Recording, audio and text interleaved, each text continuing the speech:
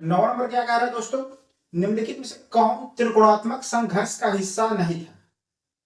त्रिकोणात्मक संघर्ष का हिस्सा नहीं था। ऑप्शन दिया है प्रतिहार वंश, पाल वंश, चोल वंश, राष्ट्रकूट वंश।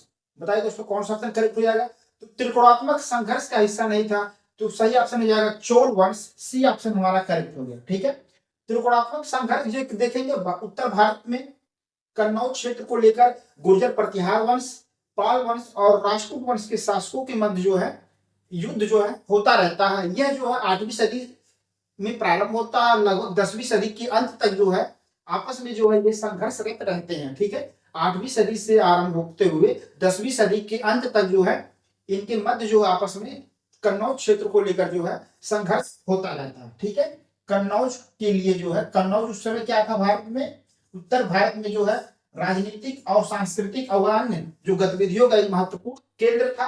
कन्नौज पर आधिपत्य स्थापित करने के लिए पश्चिमी जो शासन मालवा के आसपास के जो क्षेत्र में, पश्चिमी भारत में जो मालवा के आसपास के क्षेत्र में अवंती जालौर में जो है गुर्जर प्रतिहार वंश का शासन था। पूर्वी भारत में पाल वंश का शासन था वहां पर। देखेंगे पाल वंश का संस्थापक कौन थे, तो गोपाल थे।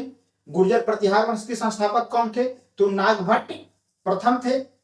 राष्ट्रकूट वंश के संस्थापक कौन थे, तो दंती दुर्ग थे। तो राष्ट्रकूट वंश जो है वह दक्षिण भारत में शासन कर रहा था, पाल वंश पूर्वी भारत में शासन कर रहा था, और जो प्रतिहार वंश है वो पश्चिमी भारत में मालवा के आसपास के क्षेत्रों में कर रहा था।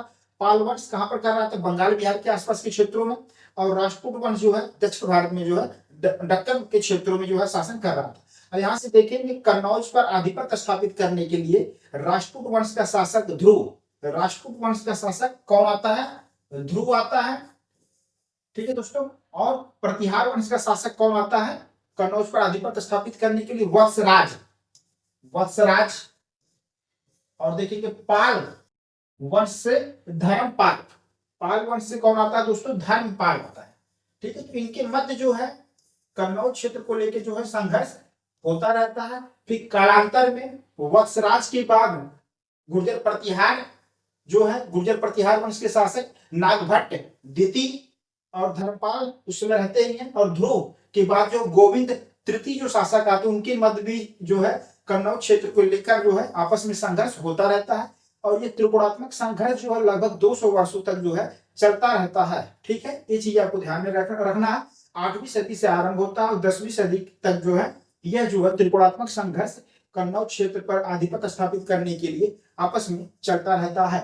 तो निम्नलिखित में से कौन त्रिकोणात्मक संघर्ष का हिस्सा नहीं था, तो यहाँ पर चोल वंश नहीं था। ठीक है, चोल वंश का संस्थापक कौन थे, तो ये विजयालय थे। चोल वंश की राजधानी कहां पर थी, तो चोल वंश की राजधानी तंजौर थी। ऐसा प्रश्न आया है, आपको ध्यान में रखना। गुर्जर प्रतिहार वंश की राजधानी बताइए, तो यह कन्नौज स्थापित हो जाता है। राष्ट्रकूट वंश की राजधानी मान्यखेत थी और यहाँ पर पाल वंश की राजधानी मुंगेर थी। तो आपको थोड़ा सा राजवंश और वंश राजधानी मिलान करने के लिए भी आ जाता है, तो आपको ध्यान में रखना है दोस्तों। तो 9वें प्रश्न का जो क्वेश्चन का आंसर हो जाएगा सी, चोल राजवंश जो है वो त्रिकोणात्मक संघर्ष में भाग नहीं लिया था।